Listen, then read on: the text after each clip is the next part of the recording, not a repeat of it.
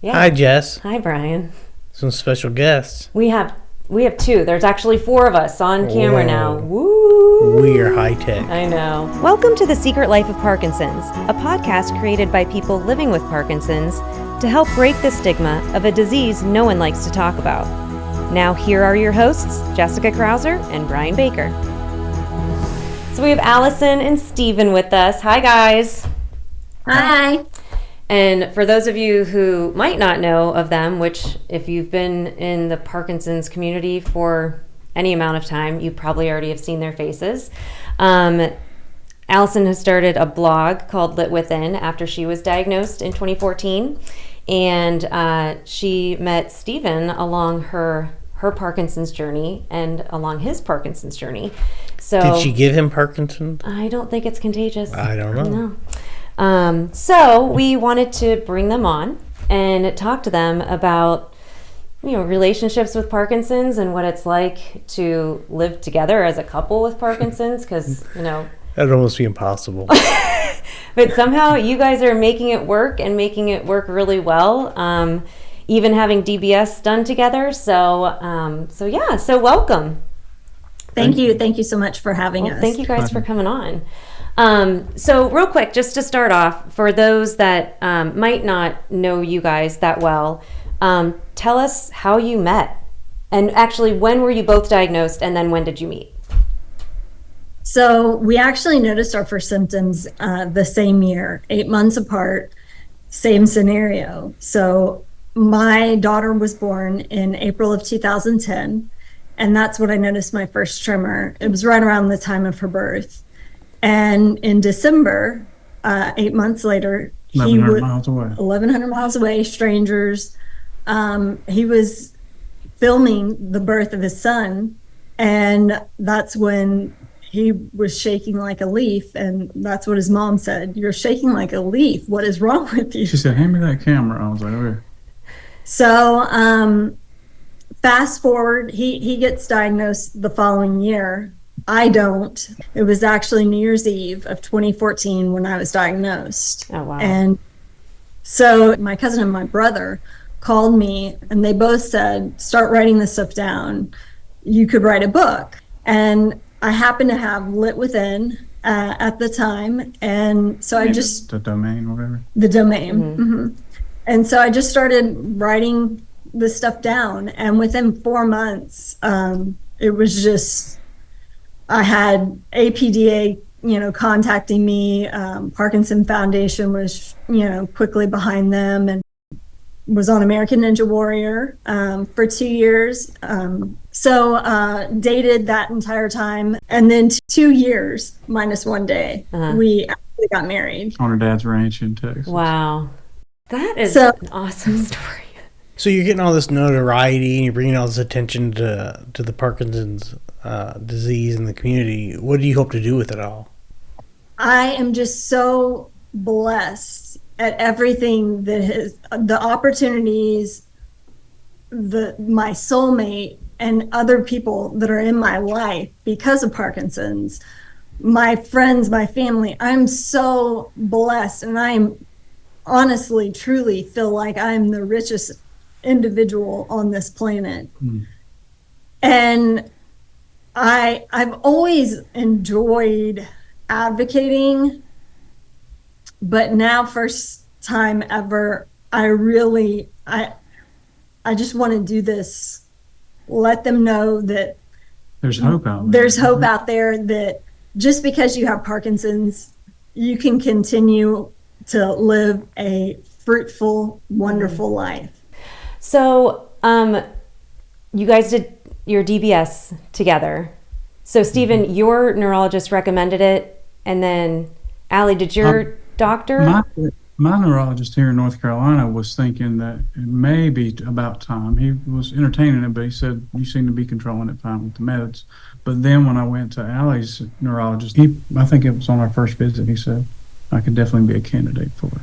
He looked at him and he said, "Yeah, I think it's time." And it was about a year prior, he looked at me and said, "Well, you react really well to meds, but at this point, the side effects are starting to outweigh the pros for the medication. And so he had already told me that I probably needed to start, looking into that. Yeah.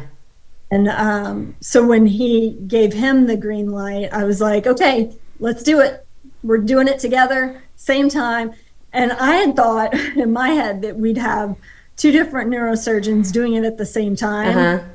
But that didn't work just because of the facility and all of that. So it was the same OR, same neurosurgeon, but back to back, same day. Were your kids like freaked out that you guys were both doing this? No, our kids are teenagers and they don't care about us. Where did you guys have it done at?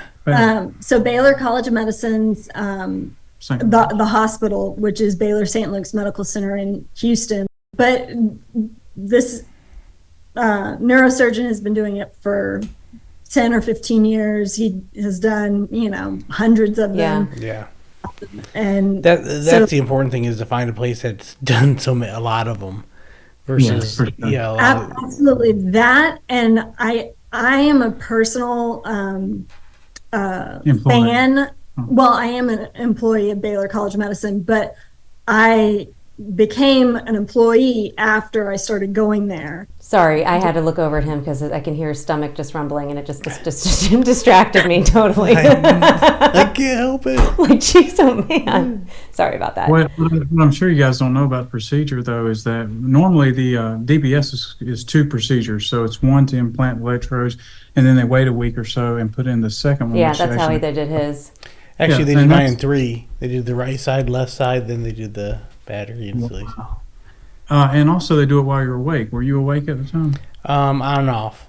So they put me out, do the drilling, put the implants in, wake me up, test it. So we were asleep the entire time. They did both of us in the same day, and both surgeries, all 3. Do you have both sides done or just one side? Both sides. And the implant all at once. Wow. One day, one night in the hospital, asleep the entire time. That's why, people like you that did it awake, you're a beast compared to me. You're in a good way. Well, some people, I think Erica said they didn't put her out at all, didn't she? No, I thought she was. She just they didn't have to shave her head. Yeah. Like Roz, they shaved her head. Yours, they didn't shave, but they just had to go down your hairline, you said? So they went into my hairline. Yeah, that's what they did for Erica's too. Like, other people that I had seen, they shaved a little part, but they actually just literally parted it, flopped it over, and made the incision that way. Is it just a difference then between like how the surgeon likes to do it? Everything to do with the surgeon. Yeah. He wanted us to sleep because he wanted us to hold perfectly still, not only for the X-ray and CT and MRI images that were made of our brain, but he said they spent time mapping it out to stay away from any structure or vessel that they don't want to hit. And so he had a plan way before we got there.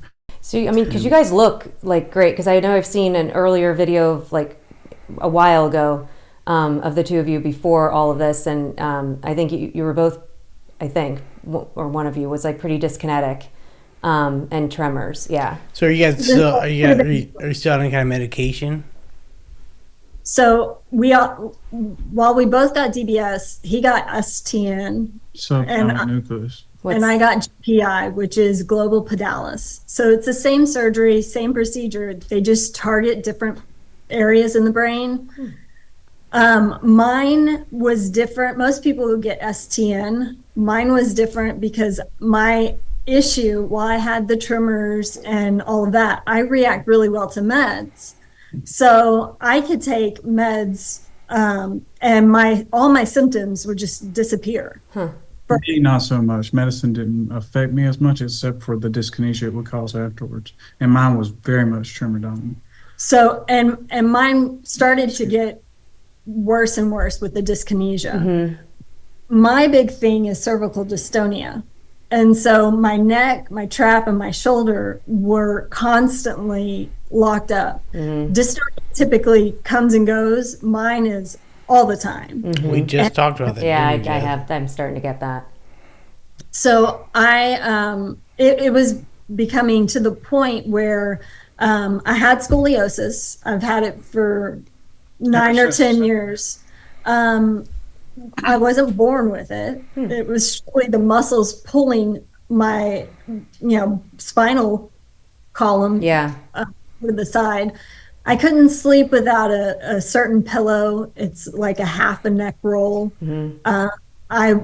I was just in chronic pain, and I go to a masseuse, have her work on me for an hour on that one area, and I'd walk out not feeling any different. I had $6,000 worth of Botox in November, in December, and I'd say a week or two later, it didn't really help at all. Yeah.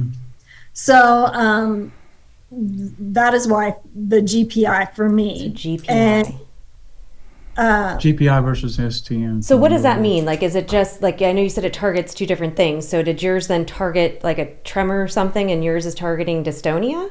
Like, is that what that means?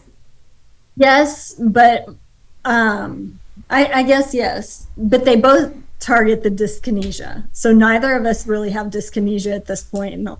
And I say really have dyskinesia. I have a little bit of dyskinesia when I've taken too many meds. Because we still have to take meds. Okay. It's not much. He doesn't have to take many at all. I could get away with not taking any all day, every day. And I was taking over 20 extended release Rytary every day, which is carbidopa levodopa. Yeah. I was at 12. Did you ever hear of the STN GPI? The STN, I think I had. Oh, so they did tell you that? I'm sure they did. I just didn't pay attention. I didn't care. I was like, let's go. Oh, it's just interesting because they both had something different. So I never thought of it like. I guess I didn't know there was two different ones either. Yeah. That is really interesting. Did you by chance have the 1 week or so of yes. after they put the leads in of the peacefulness? Yes, the honeymoon. I call it the honeymoon state. Yes, and it was like. I told these guys that literally I came home from the hospital. I was like, I'm going to gut that bathroom. I'm going to do this. I'm going to do this. And then I started making plans to travel. And like, I'm going to attack the world. Then reality kicks in about 7 days later. Isn't that wild that the electrode and the placement thereof causes some internal, I'm assuming, inflammation in that area that actually helps? Releases dopamine, I would have to think. Something, yeah, it's great. So my question to you is, since it's been a while,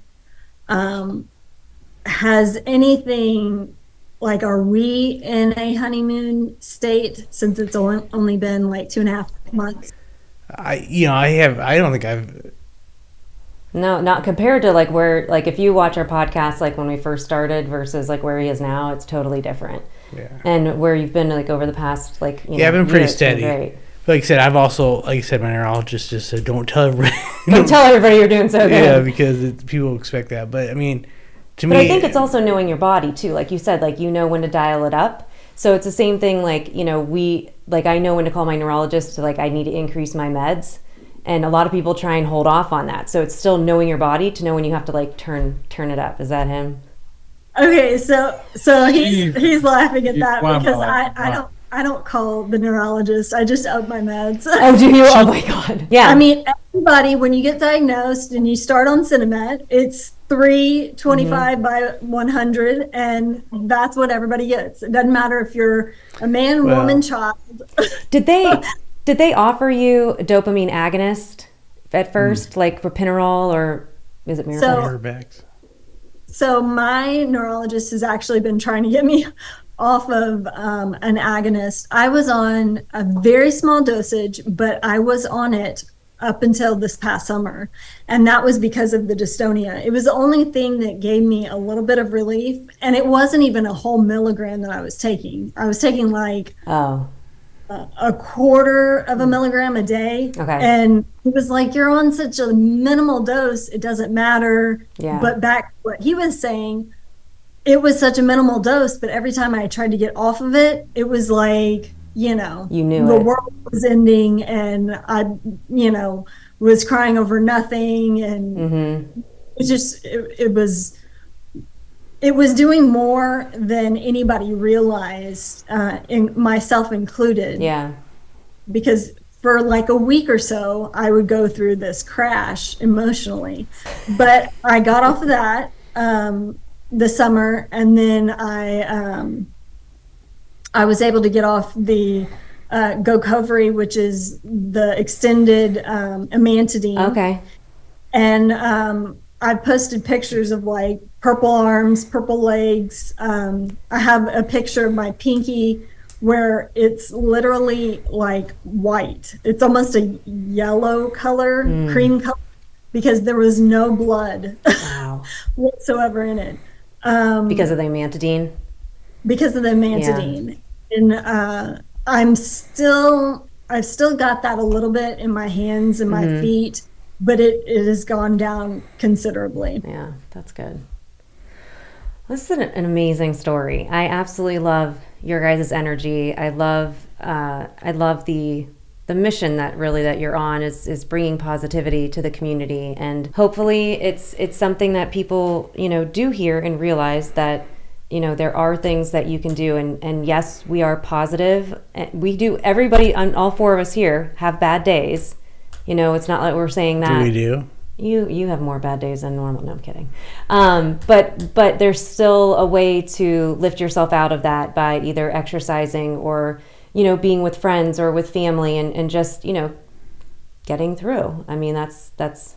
Well, and I think we can both say this, with the utmost expertise, in that no matter how good your surgeon is, no matter how good your DBS placement and device are, if you have stress in your life, none of it's going to matter. DBS is no match for stress. No. It's like nothing seems to work right when stress is there. I think, for those people that are, not ever experiencing good times, I'd really want them to question how they're living their life. I think that's actually, so we're gonna leave on that note, because at the end of our podcast, I always like to leave everybody with a 30-second, which is sometimes 30 seconds, sometimes a whole minute, but we'll just go with that. But in our last 30 seconds, I'll leave you all with this. I think exactly what Allison just said is you have to look at the stress that's currently in your life. How can you alleviate that stress? I know not all of it can be easy, can't just all quit our jobs and, live on a beach somewhere. But how can you, like our stress right now of taking pills on time, but how can you alleviate stress in your life? No amount of medicine, DBS, different surgeries are going to completely help you. You have to do things in your own life to make things better. So just want to say here, none of us are doctors, so just don't take our word from a physician's standpoint. We're just all people living with Parkinson's and doing the best we can. With that, thank you so much, guys. Thank you for joining us, and look forward to hopefully seeing you again sometime soon.